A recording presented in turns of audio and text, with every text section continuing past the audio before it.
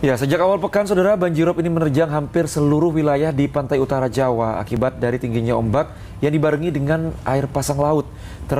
Terparah ini adalah yang terjadi di Semarang hingga merendam area Pelabuhan Tanjung Mas. Iya, lalu apa yang terjadi dan apakah dampak parah banjirop ini bisa diantisipasi? Saudara, simak dalam Kopi Pagi, komentar pilihan Liputan 6 Pagi.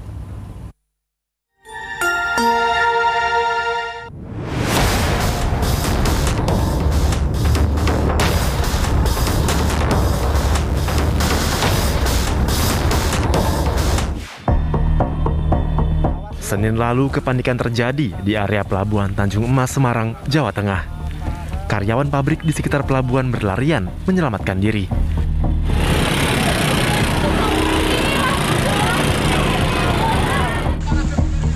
Tak berapa lama, banjirop air laut yang deras bak tsunami kecil menerjang wilayah ini.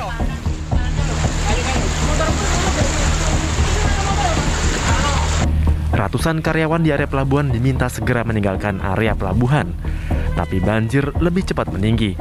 Pekerja dan kendaraan mereka terendam banjir setinggi lebih dari 1 meter. Terendam hingga sedalam 1,5 meter, Pelabuhan Tanjung Mas pun lumpuh. Banyak aktivitas, transportasi, logistik, hingga produksi terhenti. Tak hanya berdampak di pelabuhan, banjir air laut ini juga merendam permukiman di sekitarnya.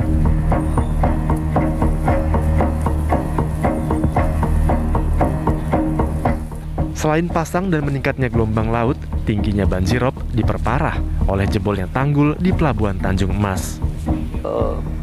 Terjadinya banjir pesisir atau biasa kita kenal rob di sebagian utara Jawa Tengah diakibatkan adanya kenaikan pasang air laut ya, kemudian juga dibarengi dengan adanya gelombang dengan ketinggian 1,25 sampai 2,5 meter ya, dalam kategori moderat. Itu terjadi bersamaan sehingga meningkatkan intensitas ketinggian muka air laut. Nah, kemarin barangkali didukung oleh ini, diperkuat oleh adanya gelombang dari laut ya, yang disebut gelombang alun atau swell wave. Nah, ini yang menunjukkan kemarin seperti luar biasa tinggi sekali gitu. Jadi antara kombinasi pasang surut diperkuat gelombang laut, nah ini seolah air lautnya menjadi lebih tinggi dari biasanya. 1 hari pasca kejadian, pantauan kondisi tanggul baru bisa dilakukan. Yang dipantau adalah tembok penahan air laut di sisi timur dan barat pelabuhan. Di tempat inilah ada sejumlah titik tembok yang jebol sehingga air laut dengan deras menerjang kawasan pelabuhan. Pembuatan tanggul darurat pun menjadi opsi utama dengan menggunakan tumpukan karung berisi pasir. Insya Allah berhenti karena ini faktor alam ya. Jadi beberapa titiknya kita bereskan. Ya kalau jangka pendek beberapa tanggul yang kemarin itu bahasa ramenya di publik jebol-jebol itu kita cari. Ternyata ya nggak jebol-jebol amat sebenarnya. Bukan tanggul kudu terus jebol gitu, ternyata tidak. Tapi ya apa jenenge luberan ya, bahasanya terjadi luberan dan ya titik-titik pintu air seperti ini yang mungkin kemarin kita yang tidak cermat. Karena kita tidak cermat sebenarnya kalau nutup itu ya jauh lebih cepat sebenarnya. Tak hanya di Semarang, banjirop yang sama juga terjadi di beberapa kota di pantai utara Jawa Tengah seperti Rembang, Pekalongan, Demak, hingga Brebes. Itu takut atau enggak itu emang kita takut, soalnya apa? Salah satu itu nyawa itu tidak ada serep ya. Nyawa tidak ada serep, soalnya nggak ada yang jual nyawa.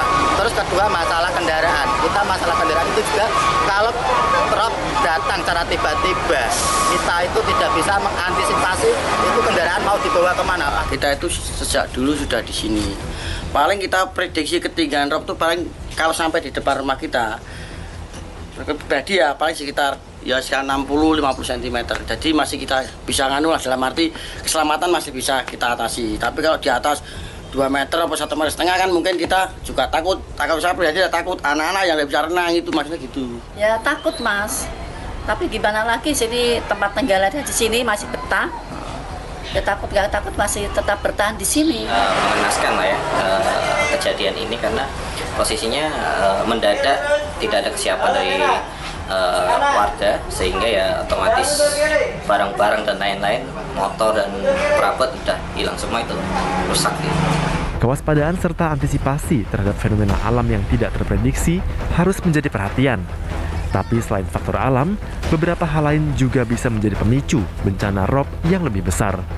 Di antaranya adalah penurunan permukaan tanah dan penggunaan air tanah yang semakin masif. Sebenarnya pada tanggal tersebut itu bukan pasang purnama ya, tapi pasang perbani mestinya. Cuman kejadiannya kalau setara dengan pasang purnama, yaitu tunggangnya kurang lebih 1 meter. Nah ini pasti ada faktor lain ya.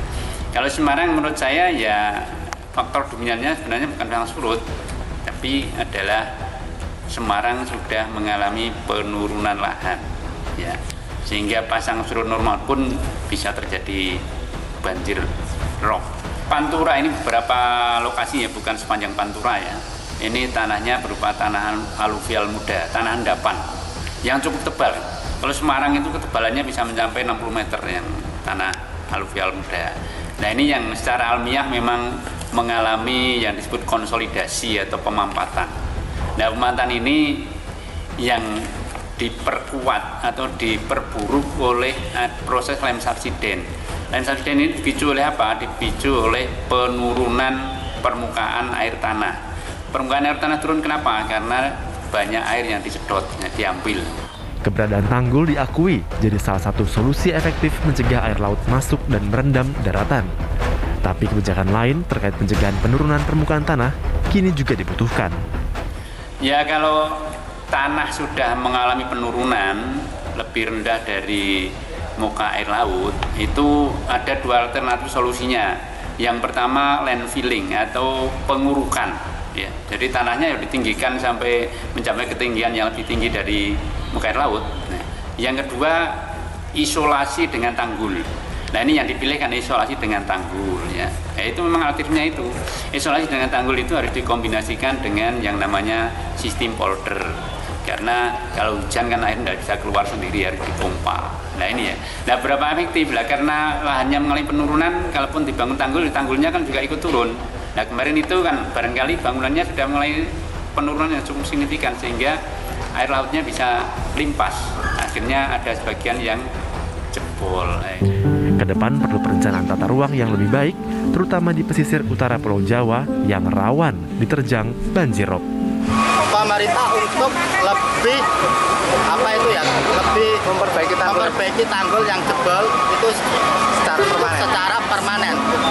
Kalau sekarang kan hanya sementara, tapi kalau nanti kita nggak tahu kapan dan datangnya dan jam berapa, kita nggak tahu, rob datang akan lebih besar lagi, kita tidak tahu. Kalau memang orangnya itu tidak mampu dan rumahnya itu hancur karena rob kemarin, mungkin kan dia tidak punya uang, mungkin gimana lagi. Tapi kalau yang punya uang, mungkin dia bisa pindah dari lokasi lah, punya beli rumah sendiri. Perlu kayak bangunan air juga butuh tanggul pertama, mungkin butuh pompa juga. Ini yang saya tahu ya. Sama juga ada juga namanya RT/RW, rencana tata ruang wilayah kota. Paling kalau dari pendapat dari saya mungkin bisa mengikuti apa yang sudah ada di rencana RT/RW itu sendiri sih. Selanjutnya mungkin perlu peningkatan tanggulnya lebih ditinggikan. Dan mungkin tambahan-tambahan terkait mekanisme pembuangan air dan lain-lain itu juga harus diperbaiki gitu sih.